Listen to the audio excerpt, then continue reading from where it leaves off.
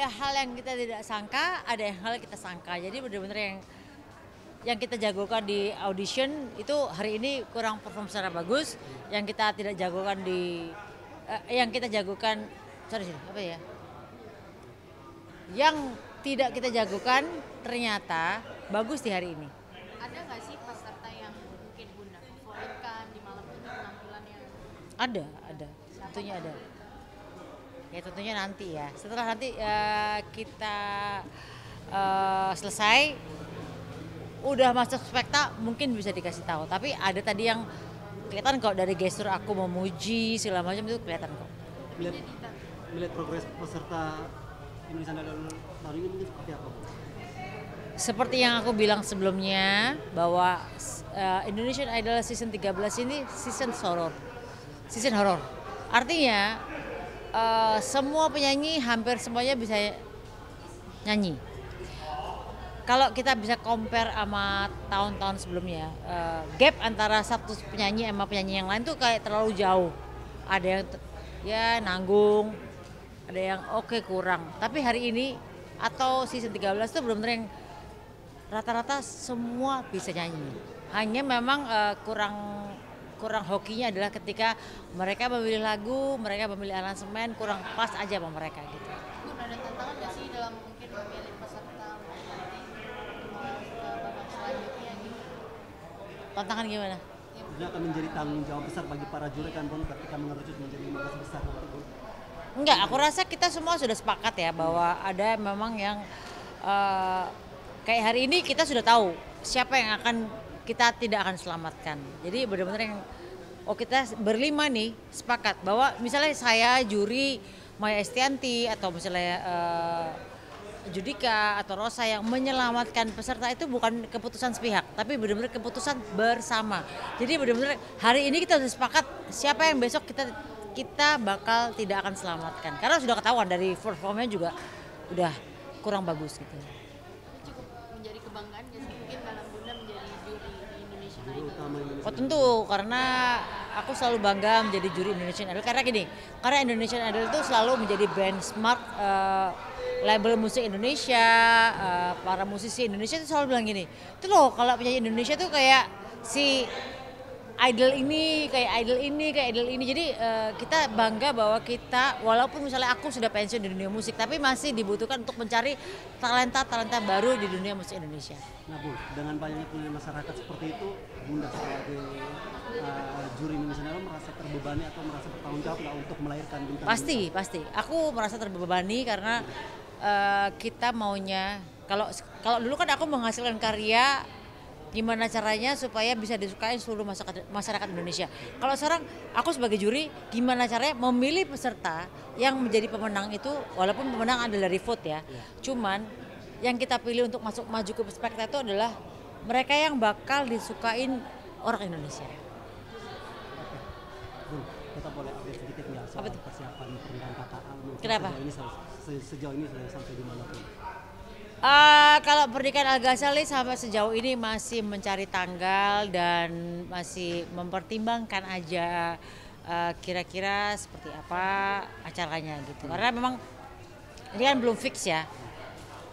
Belum bisa dibilang bulan Mei kah, bulan Juni kah, bulan Juli kah karena memang belum, karena itu kan tabrakan bulan Muharram, bulan Zulhijjah itu kan bulan-bulan suci kan. Kita masih mempertimbangkan itu. Jadi kapannya kita masih mempertimbangkan. Artinya dalam tahun ini Sudah mantap ya Bun, jenjang serius. Insya Allah Allah sendiri sudah mantap ke jenjang serius. Tapi tanggalnya kapan belum bisa dipastikan karena anaknya sendiri masih mempertimbangkan tanggal-tanggal yang bagus atau hari-hari yang bagus atau bulan-bulan yang bagus untuk pernikahan. Gitu. mungkin kesibukan Bunda bersama kakak untuk mempersiapkan ini sendiri seberapa dari keluarga mungkin? Saya pribadi mengatakan bahwa pernikahan itu didasarkan kepada bukan kemauan saya, tapi adalah kemauan pengantin. Karena yang menikah adalah Alisa dan Al Ghazali.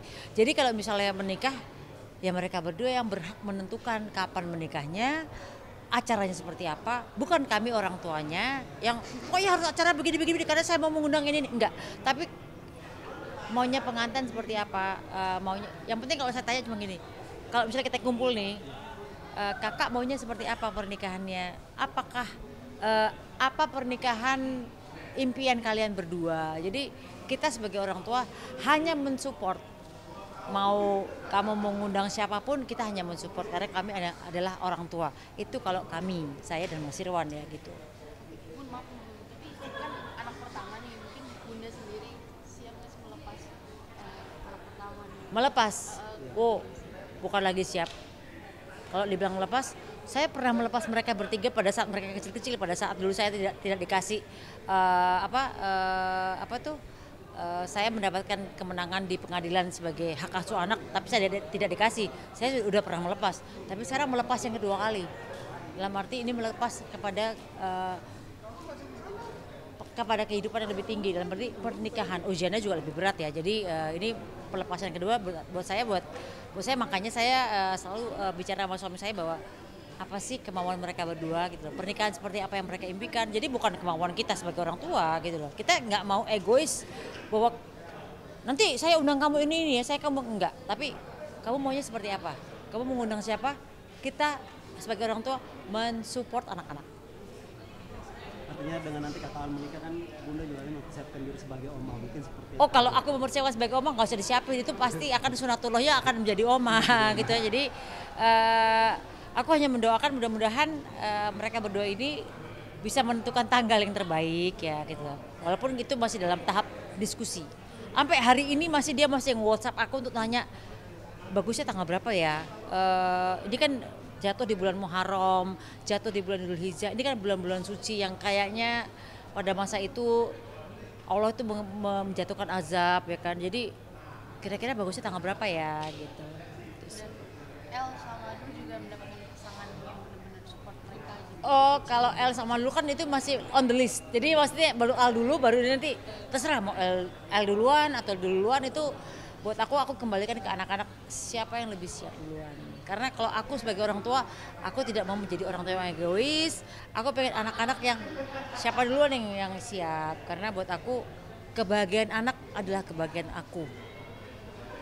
Kalau kebahagiaan aku kemudian kebahagiaan anak itu orang tua yang egois. Jadi buat aku apapun yang kemauan anak, menikahnya kapan, mengundang berapa orang, mau yang diundang siapa aja, hari tanggal berapa, itu bukan urusan aku karena itu urusan anak-anak yang mau bersama pasangannya. Karena aku hidup udah bukan lagi bersama pasanganku, tapi sekarang anak bersama calon menantuku yang ini ada keluarga baru yang akan, ini adalah terserah. Mereka mau nikahnya besok jam 10, jam 12, jam 12 lebih 10, jam 12 lebih 30, itu terserah anaknya.